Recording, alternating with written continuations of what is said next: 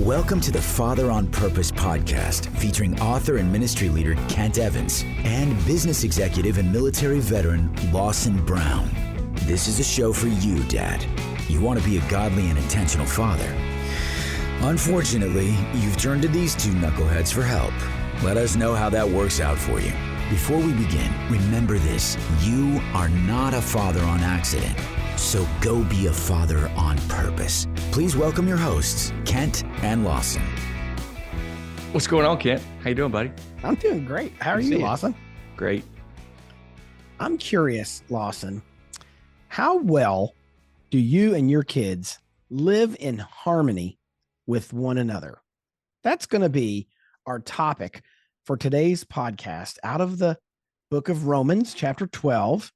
And we're going to dive into that. If you had to give yourself a harmony score, what would you say, Lawson? Thought. I think lately it's been like a 9, man. Abigail's back home for a little while. She's got a few weeks left and then goes back. Olivia's working and going to school and doing good. I'm in and out with travel here and there. And, we just kind of communicate and sync up pretty well. It's kind of a sweet spot, frankly. Nice. I'm blessed and love it. Well, great. Then you're going to do all the talking today. Before you start all that talking, I want to remind, if you're listening to this show, you may not know this, but 85% of the budget of Manhood Journey and Father on Purpose comes from donors like you, like people who listen to the podcast. And if our donors all decide to leave, we're going to turn the lights off and no more podcasts. There's no, we run a super lean operation. We have one part-time guy, you're listening to him, or one full-time guy, you're listening to him. We have a few part-time people, and we try to keep our costs way down. We don't pay for expensive offices. We don't pay for expensive furniture. We run this thing on a shoestring. Yeah, you do. And we have over 100 people who faithfully support Manhood Journey. And we really need you to be one of them. And not because we necessarily have some dire problem. We just have a huge opportunity. Right. We know that in the last 50 years, the father exodus has been real. It's been felt. I believe it's part of the reason why we're feeling a lot of the societal pains that we feel is just lack of fatherhood oversight. Just saw an article this past weekend in the Wall Street Journal talking about the importance of a father. And you're like, man, I'm glad that the Wall Street Journal finally caught up to the book of Proverbs, right? So we're learning what happens in society when dads are gone, and we exist to help dads be disciple makers. Yeah, And I was just going to give a quick data point for the dads listening. We started about 13 years ago, 2010, whiteboard on a church. And then, it mushroomed into courses and Bible studies and events and this podcast and other things.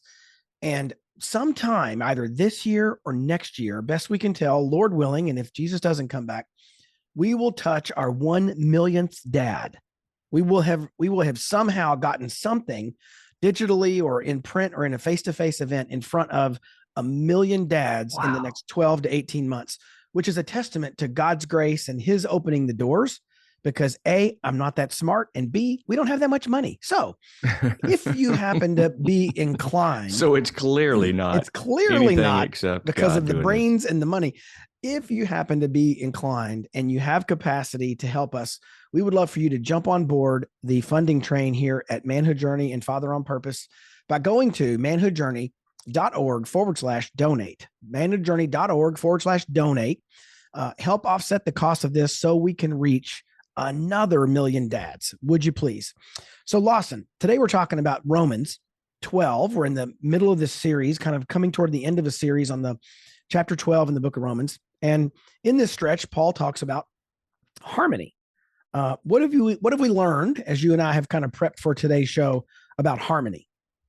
Yeah, and I want to talk about it as just like us as individual guys listening to the show and how we interact with other people. But you just made me think too. It's beyond us dads within our family, us dads, with our kind of close knit circle of buddies. I wish there were somehow a way for so let me assume something that if a guy is listening to Father on Purpose podcast he is also trying to accomplish, being a more harmonious, godly father figure, and probably sharing that with some of his closer buds and with his wife. Man, imagine if we could get together, every listener, like in person, I'm picturing, I mean, there's thousands now, so it'd have to be a pretty big space, but think of the harmony of us. And I know you're going to break down harmony as it is written in. I'm actually going to sing later in harmony. No, we're not. We're not going to do that. You stay tuned. Stay tuned. It's okay. Yeah, everybody just started scrolling now to find the other podcast. So harmony has some characteristics of it, and we are given some guidance in 14, 15, 16.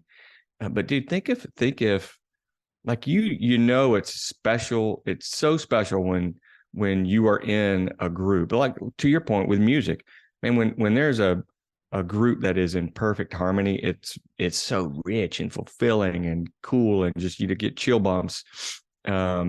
Likewise, like right now, like you asked me about, I didn't know you were going to ask me that about the fam, and it feels great. It's a sweet spot, and God, the girls, their faith is growing and going in deeper places, and they're taking me with them on some of this stuff. It's tables are turning in a new and pleasing way. But the Father on Purpose, the Manhood Journey audience of dudes, man, it would be great to experience everybody together, because as we break down harmony, think of it in context of the characteristics that bring us there as a body of believers. Yeah. Zoom in a little bit, not out, but zoom in a little bit to the body of Manhood Journey guys. Talk about harmony and how what we're told in 14, 15, 16 is related, big picture, and then also like examples of what we can think about as dads in our own lives. Yeah, we're zoomed in on a few verses in chapter 12 of Romans this week, and that they are 14, 15, and 16. And here's what they say. They say, bless those who persecute you, bless and do not curse. Verse 15 says, rejoice with those who rejoice, mourn with those who mourn. And then verse 16 chases that with live in harmony with one another. It says, do not be proud, but be willing to associate with people of low position. Do not be conceited. So we get this kind of double warning about pride in verse 16. And I know you can't always just because things appear in scripture kind of in sequence, doesn't always mean they're like a formula. However, I do think it is interesting. And if you look at verse 14, it says, bless those who persecute you, don't curse them. Part 1. Part 2, rejoice with those who rejoice. Part 3, mourn with those who mourn. And then it says right after that, live in harmony with one another. And those are connected, obviously. I think if I can be the kind of guy who doesn't curse people, I bless people, that's my focus. If I can be the kind of guy who rejoices with those who rejoice, and I can be the kind of guy who mourns with those who mourn, man, those are going to be 3 key ingredients. Again, not sum total, and it doesn't mean it always works, but those are big ingredients to living in harmony. I would say there's a super easy version of this, Lawson. Guys tend to be around some kind of business context. You may work at a job, and your job, you might come up for a promotion, and or you may have an opportunity to take another job, and you might get that job, or a coworker might get that job. Recently, a good friend of mine, I've had 2 good friends. I'll just leave them both kind of anonymous. One of my good friends recently got a big promotion, and I was super pumped for him because like I care. And I didn't work at his company. It's not like I was up for the same job. I could rejoice with him and rejoice partly because I had no dog in that fight. If I'm just completely honest, it's easy for me to rejoice with a friend who gets promoted at a job where, I couldn't have gotten that same opportunity. And conversely, I have another good friend who recently lost his job and had to go kind of scramble for about 90 days to find another one. And he wasn't in like a real comfortable financial position where he could just kick back for 9 months. He needed another job pretty quickly. And while that's not mourning, and we're not mourning, it was walking through a season with him where every day mattered. And I felt for him, man. I felt bad for him.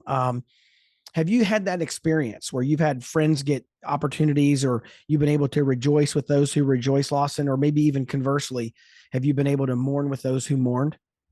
Well, I was recently with some close friends, and the wife of one of my best buds is on the board of a battered women's shelter. Mm. And that's some tough times. They've developed a piece of property and a decent sized house that they've been renovating, and I like the way they designed the investor relations around, like raising money for this. Is someone could choose a room and renovate that room with a person in mind, like what might someone want and need in their Cool. space of a bedroom and a bathroom and a closet. It's going to be something temporary. They made it personal. And so in two ways, people who are mourning with someone from a standpoint of, I'm going to use resources that I have to help someone out who is going through a really tough time. But the other thing that Kim talked about was how the women in the shelter take care of each other. They're in tough positions. Some life stage right now is really hard, and they have their kids with them. They've had to move out. The dad was just awful. And so they come together, and it made me remember back also to, I've talked about it on the show before, Shepherd's Men, where it's a program in Atlanta for veterans that have a brain injury or a spinal cord injury. And it's not unusual that while someone's going through this rehab program, which in many cases can take months, because, a brain injury being healed and the occupational therapy that goes along with that, some of the emotional therapy that happens, it's not just a weekend kind of thing. It's not unusual for a while someone's in the program to hear about someone else, another veteran, another buddy took his own life.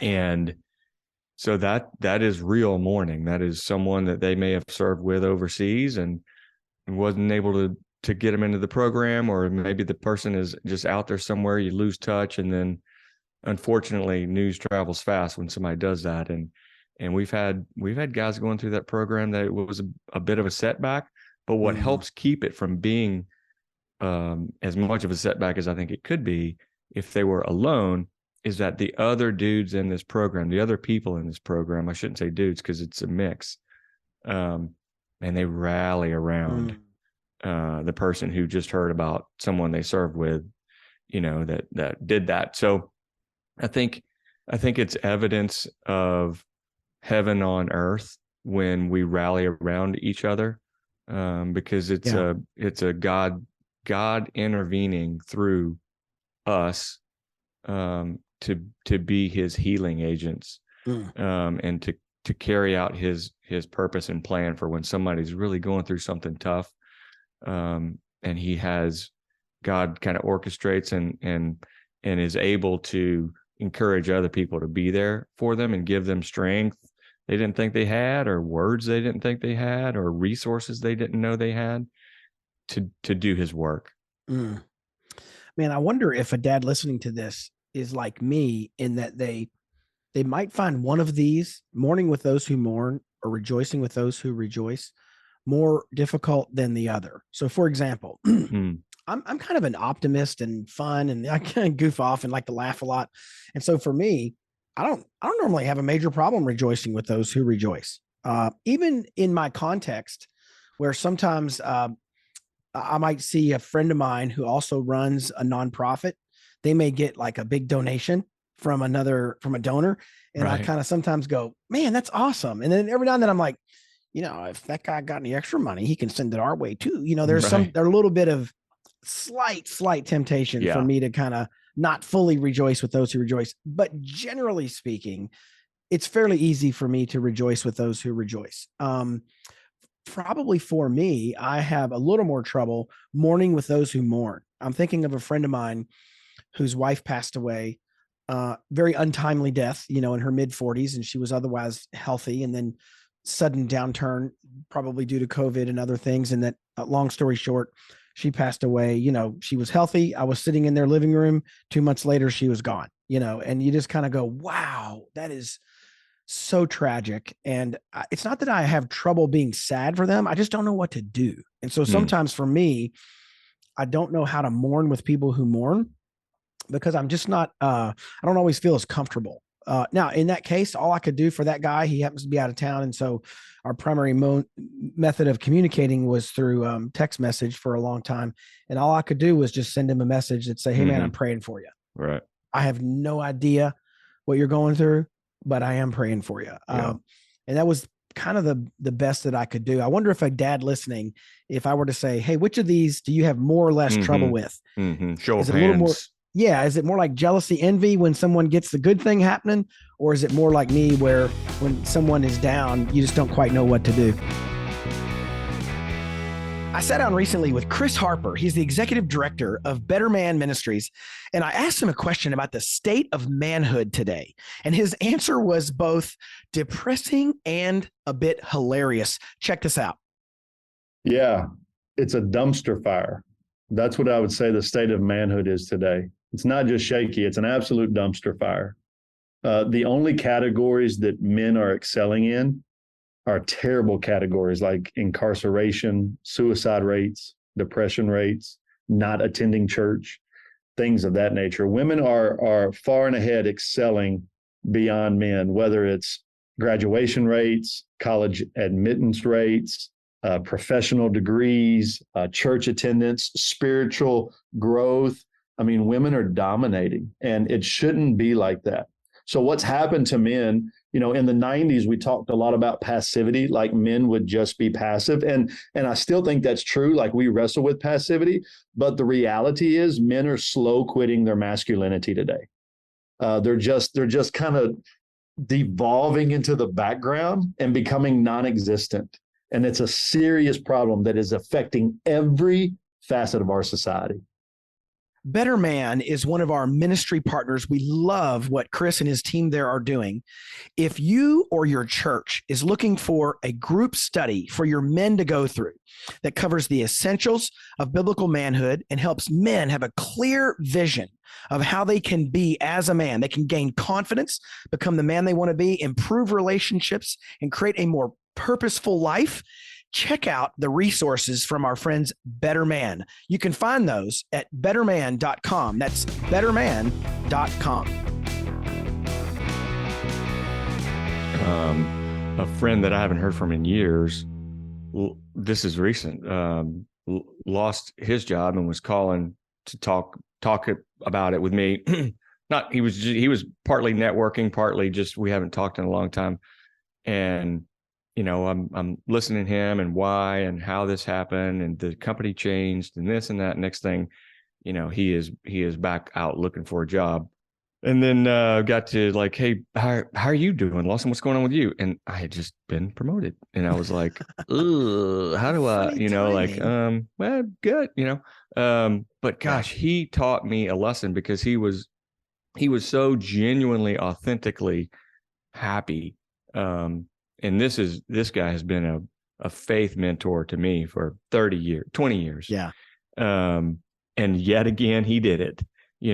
God used him in my life as to see how bold he was in his own circumstance. He was so confident in what God has in store for him that he was able to, disregard any fear or anxiety or other and just be totally authentically happy, and then right there with me in that circumstance.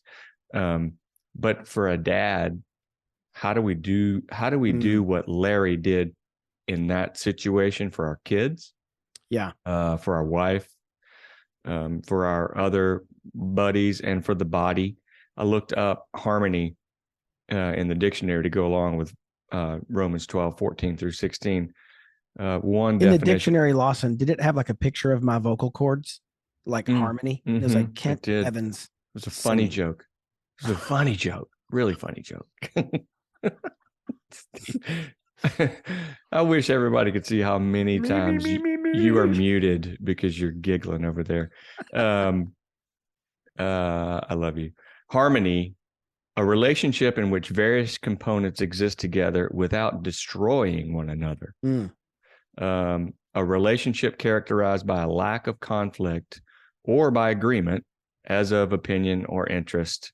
And so as a dad, when our kids have an opportunity, you know, something happens that is where we would rejoice, or an opportunity for your middle schooler who just got bullied or made fun of by someone they thought was their friend and they're mourning. You know, it doesn't have to be black veil going to a funeral to be a mournful situation, especially, you know, I think today we've said this before, but there's so many different ways and different methods of opportunity for people to be bullied or embarrassed or something like that. You know, a lot is visible now today that wasn't when I was growing up as a kid. And so I think I think there are opportunities for us as dads to demonstrate rejoicing with others and mourning with others, regardless of what has happened to us. Like Larry did, you know, he demonstrated God's love because it wasn't about him. You know, it was about him being confident in God between the two of us. And so how do we as dads think about it, not necessarily so much about ourselves and what we've got going on with work or in the church or whatever, but thinking about our kids, I think is part of our, as dads, our commission. Yeah. And you know, it's interesting how you used a great example of a guy who was able to rejoice with you while you're rejoicing, even at the same time that he was having a challenge. And one of the things I find fascinating about fatherhood, and our kids eventually get this one day when they become dads and moms, but like, I'm living a whole life here. Like that has nothing to do with my children. You know, like there's a life I'm trying to live. And some days it's bad economic news, or someday it's difficult health, or some days it's really challenging relationships. And then you still got to turn and be a dad to your family, and not just use them as your, you know, chemical dumping ground, you know, where you just come home and go, oh, the boss and the pastor and that wife of mine. You know, there's the temptation to take all your issues of your life as a dad and then bring them into your parenting. And I do that often, right? Where I don't mean to, I don't want to, where if it's a bad day at work or I'm frustrated about thing A, you know, people in my life are going to hear about it in ways that come out where I'm more harsh or more critical. And I just find it interesting how I've got to find that peace in my own like mind and heart so that I can rejoice with those who rejoice or mourn with those who mourn, and not bring all my own baggage into their specific situation. For example, we went through a situation. I won't give too many details, because if people know me, they're going to be able to connect too many dots. But I would say we went through a situation where there was a lot of consternation and drama. And to put a bow on it, some people in that situation got to a place where, you know, we didn't have quite as good a relationship with them as we used to have before all the drama. And there was some criticism levied at us about, you know, whether we were loyal and some other things. And it just got, you know, got a little dicey. And so all that to say, I love in this definition where it says, harmony is a relationship characterized by lack of conflict or agreement as of opinion or interest. And what I find interesting is in this situation, and I'm sure I didn't do it right. Like I have my own set of mistakes and errors through the process, I'm certain. One thing I tried to keep in focus was the impact on my children as it related to this situation, right? And so that as I was walking through it, I could see how that would affect other people, how my decisions would affect my family as a dad. I think sometimes as dads, we are called to take certain stands, or, you know, we're called to do something or stand in the gap or push against a particular thing that's happening. And our kids are watching. Not just so much what we're pushing against or what we're resisting or what we're animating, but how we're doing it. And so as we come home, you know, you sit through a sermon and you may disagree with a piece of the sermon or the whole sermon, or you didn't like the song selection or the color of the carpet or whatever your axe to grind is. And then on the drive home, it's all this pastor that and this church member that, and you've got kids in the back seat that are listening to you. And the answer is not, well, okay, wait a minute. Appear to be harmonious in the minivan. And then when you get home, you can let it all out in private. No. Yeah, right. Let's just try to actually walk in harmony and give people the grace of some differings of opinions and some arriving at different conclusions or some ways of processing life. I'm hyper calendar driven, right? I really am. I kind of have been my whole life. It's probably some, flaw I have from my childhood. Who knows? But all I know is when I bump into folks who are really loose with time, and when they say they're going to meet you at 2:00 for coffee and 2:10, they kind of roll in and they don't say anything. They just sit down and they're like, hey, okay, so let's start the meeting. I'm like, no. The meeting started 10 minutes ago, pal. Where you been? And I want to really make sure they know that I know that they should have been here 10 minutes ago. I got to give people grace in that, man. I got to find my way around living in harmony with people around me. I know that may sound like a dumb example, like it's so small compared to the big things of life, but I also know that those things tend to pile up. And after 2 or 3 or 4 days of that, I can bring home some fairly unharmonious attitudes and spill them all over my family, Yeah, I'm glad we're doing Romans 12. I don't think I would have realized how much I needed it in my life had we not started breaking this down. It's really hard to do 14, 15, 16 without first looking at like 12, 10, be devoted to one another in love, honor one another above yourself. So outlove each other. Before that, love got to be sincere, hate what's evil, cling to what's good, serve each other, offer our bodies as living sacrifices. And then so now we've gone down the list and we're at 14, 15, 16. And I think you're right.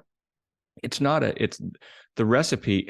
Each ingredient needs to be in the recipe, but are they necessarily in perfectly? I think they are, right? And they're for a reason to make us think. But I love that live in harmony is like what this is the headline, like our headline is live in harmony. And because that's just how our brain works. But you can't be proud. You can't be conceited. You can't persecute those around you. You have to have zeal in passion, which is passion for your faith. You have to be so zealous in loving one another for 14 and 15 and 16 to be true of you. And so they do all kind of build, I thought at first it was like live in harmony as the header. Why didn't they start with that?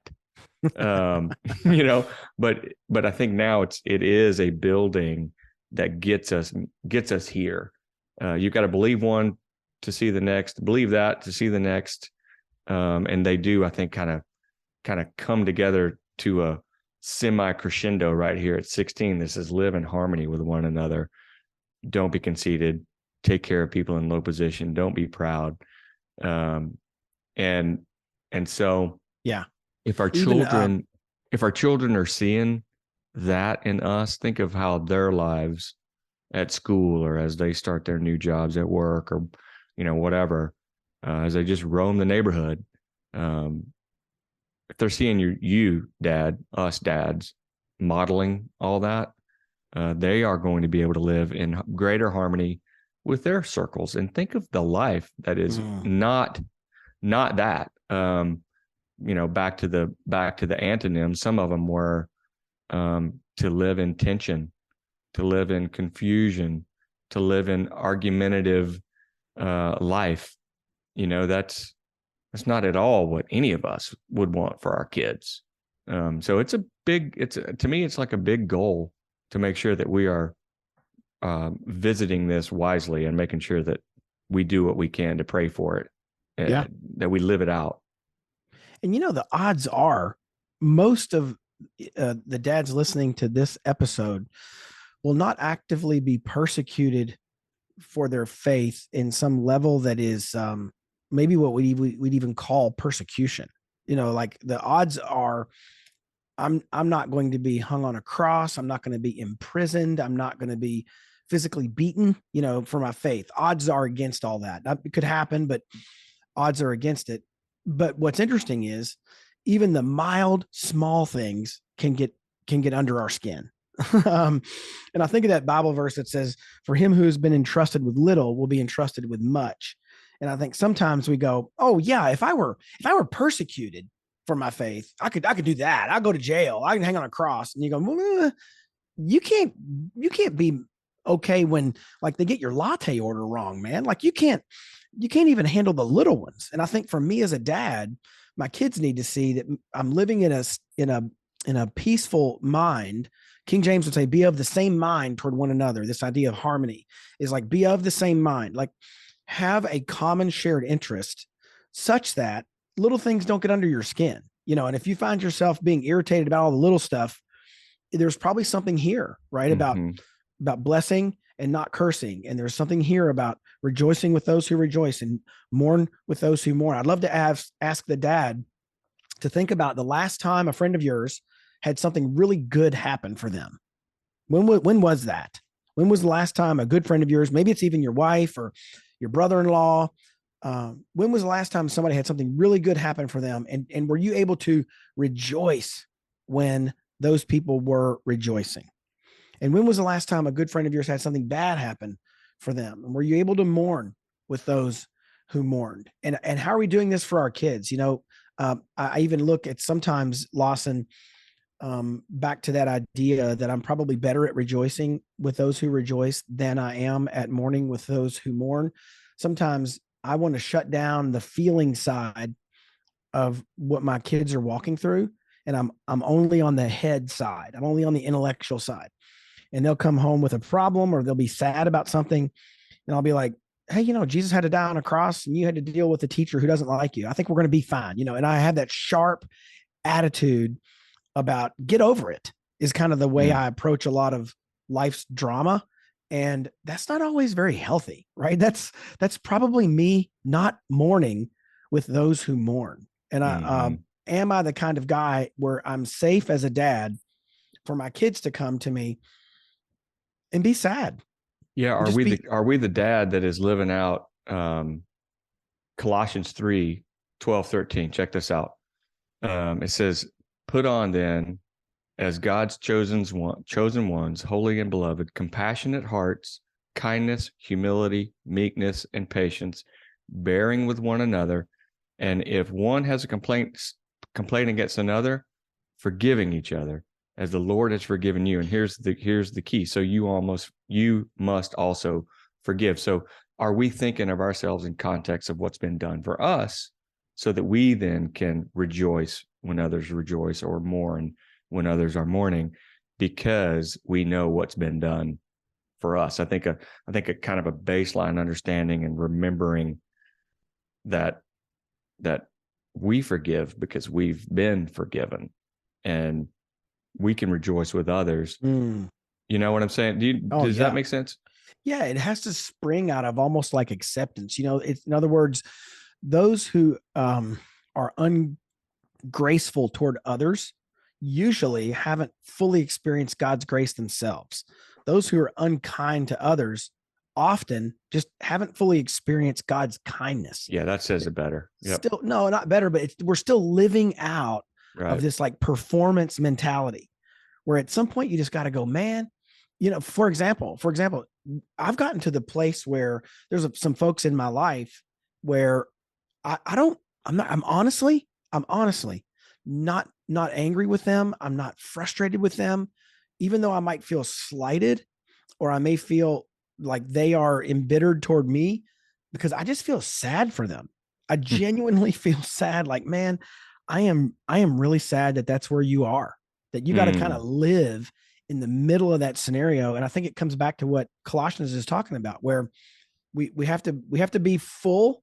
We have to be full with God's Holy Spirit. Yeah, that's what at a place where we can live out of overflow into the lives of other people. And this is a little bit of a dangerous statement because I don't want to be anti like community. I'm not saying, but I'm saying there's a sense in which my core critical spiritual needs don't need to be met by anybody else on earth. Not my wife, not my kids, not you, not anybody. I'm not saying I'm not anti-community. Yeah, I get it. What I'm saying is, it says that I've been given by Jesus in the Holy Spirit everything I need spiritually. Now we go live in community, right? For the purpose of encouragement and for the purpose of causing each other to be accountable and striving, and, let us run the race with endurance, because there's such a great cloud of witnesses. Like there's community for the purpose of living out the mission that God has given us. It's not community just so I can be this completely incomplete individual and the community fills in all my spiritual blanks. Right. Yes. And I know if it's taken the wrong way, if you take that little clip and go, replay it over and over, I might be accused of saying something I'm not saying. I'm not saying don't be in community. What I'm saying is, as I engage in my family, as the leader of my family, I want to be living out of the overflow of God's work in my heart. I want to be just spilling over scripture verses and the Holy Spirit in a way like the Proverbs says. Somebody can look up the exact reference. The mouth of the righteous is the fountain of life. And I want to have the mouth of a righteous person where I am spilling over blessings onto people around me. So I hope that our discussion today. Well said, brother. Well, hey, thanks. Praise the Lord for that. I'm excited about it because I see a lot of guys who are living out of a place of biblical deficit. It's they know more about their kind of fantasy football stats than they do God's word. And I think, while I'm not judging them, I'm just saying it puts you at a deficit. Then you're walking into relationships without the fuel that the relationship would really, really sing. If you had that fuel, the relationship would be so much richer with your wife, your kids, etc. And for me, that's time in the word, time in prayer. That's, time I listen to worship music, and so for me, I need to be filled. I need to be filled so that I can pour out and live into the lives of others like Romans 12 would have me do. So I hope that dads can do that. I hope that if you're feeling like it's hard to bless those who persecute you, if you're feeling like it's hard to rejoice with those who rejoice and mourn with those who mourn, or live in harmony with one another, maybe double down on some of those spiritual disciplines of time in the word, time in prayer, worship music, other things. That go for a walk, be out in nature, do something that fills you so that you can live in harmony with other people. Hey, Dad, thank you for listening to today's show. If you found this episode helpful, remember, you can get all the content and show notes at manhoodjourney.org/podcast. And if you really liked it, please consider doing 3 things. Number 1, share this podcast with someone. You can hit the share button in your app, wherever you listen to podcasts, or just call a person up and tell them to listen in. Number 2, subscribe to this podcast so you get episodes automatically. That helps us as well to help dads find the show. You can do that through your favorite listening app, whatever that is. And finally, review this podcast. Leave us a review, good or bad, wherever you listen. Those reviews also help other dads find the show. You can always learn more about what we're up to at manhoodjourney.org or fatheronpurpose.org. We will see you next week.